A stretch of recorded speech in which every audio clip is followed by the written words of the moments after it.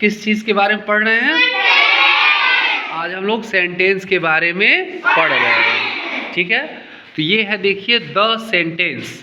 The sentence का अर्थ क्या होता है? वाक्य। वाक्य के कॉन्सेप्ट को आज हम लोग समझेंगे। जैसे यहाँ पे दिया है, रीड द फॉलोइंग एग्जाम्पल्स।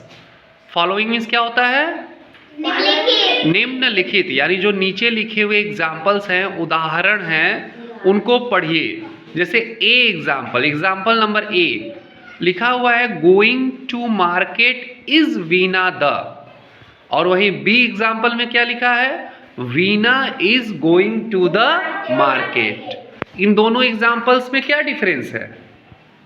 जो पहला एग्जाम्पल है, going to market is Veena the, उसमें वह जो पहला एग्जाम्पल है वो शब्दों का समूह तो है, ग्रुप ऑफ वर्ड्स है, लेकिन ये ग्रुप ऑफ वर्ड्स कोई सेंस नहीं बना रहे हैं, उसका कोई निश्चित अर्थ नहीं निकल रहा है। जबकि Veena is going to the market का एक निश्चित अर्थ निकल रहा है। तो वही बात देखिए, यहाँ पे लिखा गया है कि इसमें एग्जाम्पल ए एंड बी में क्या डिफरेंस है, यानी दोनों एग्जाम्पल में क्या अंतर है। तो एग्जाम्पल ए जो शब्दों का समूह है पर कोई अर्थ प्रकट नहीं कर रहा है, जबकि एग्जाम्पल बी एक निश्चित अर्थ प्रकट कर रहा है। क्योंकि Veena is going to the market, Veena बाजार जा रही है, लड़का है तो वीना बाजार जा रहा है। लेकिन जो फर्स्ट सेंटेंस है वो कोई अर्थ प्रकट नहीं कर रहा है। हम देखेंगे ऐसा क्यों होता है। क्या सेंटेंस का कोई निश्चित स्ट्रक्चर होना चाहिए, तभी इंग्लिश लैंग्वेज में उसका कोई भाव प्रकट होता है? आइए देखते हैं आगे। Let's see some more examples. कुछ और एग्जाम्पल्स हम लोग देखते हैं। जैसे यहाँ एग्जाम्पल और लिखा गया है ए में कि स्वीट द कर्ड इज। क्या लिखा गया है? Sweet the curd is. वहीं बी एग्जाम्पल में लिखा गया है द कर्ड इज स्वीट, ठीक है।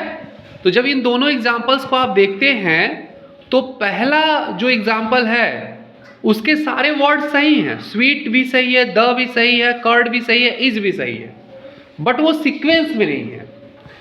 और वहीं दूसरा सेंटेंस है, वही वर्ड्स हैं सीक्वेंस में। सीक्वेंस क्या है? Subject plus verb plus object का सीक्वेंस। पहला जो सेंटेंस है उसमें जो सीक्वेंस है वो सीक्वेंस ऐसे कुछ है कि पहले ऑब्जेक्ट हो गया है, फिर सब्जेक्ट, फिर वर्ब। तो सीक्वेंस ना होने के कारण उसका कोई सेंस नहीं निकल पा रहा है, जबकि दूसरे में सीक्वेंस होने के कारण सेंस निकल रहा है। इसलिए दूसरा एग्जाम्पल क्या है? सेंटेंस है।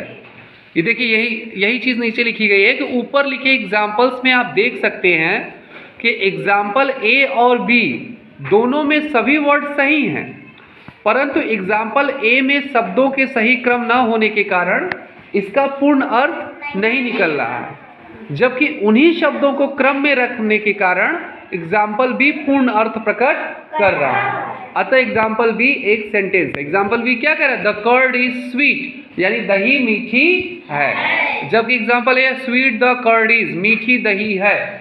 तो पहला जो एग्जाम्पल है वो एक निश्चित क्रम में नहीं है, एक सही क्रम में नहीं, इसलिए उससे कोई अर्थ, कोई सेंस नहीं निकल रहा है, इसलिए वह सेंटेंस नहीं है। जबकि उन्हीं शब्दों को एक सीक्वेंस में, एक क्रम में रखा जा रहा है दूसरे एग्जाम्पल में, तो वो एक सेंटेंस का निर्माण हो रहा है।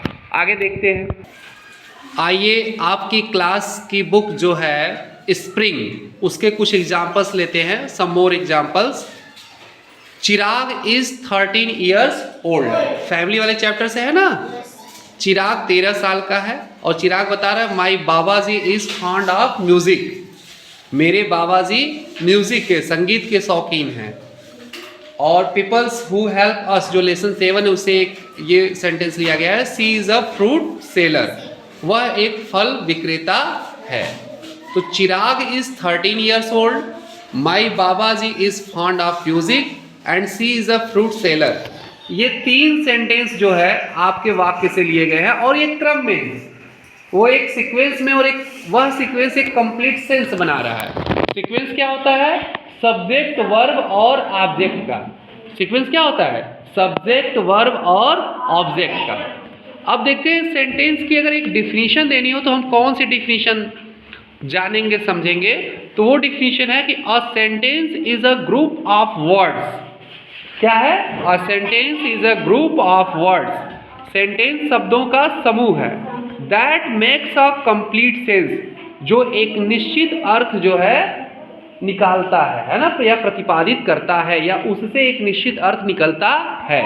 तो a sentence is a group of words that makes a complete sense, शब्दों के व्यवस्थित समूह को जिससे एक निश्चित अर्थ निकलता है उसे हम सेंटेंस कहते हैं। सेंटेंस होने के लिए पहली चीज ये है कि जैसे यहाँ देखिए, चिराग एक वर्ड है, इज एक वर्ड है, 13 एक वर्ड है, ईयर्स एक वर्ड है, ओल्ड एक वर्ड है।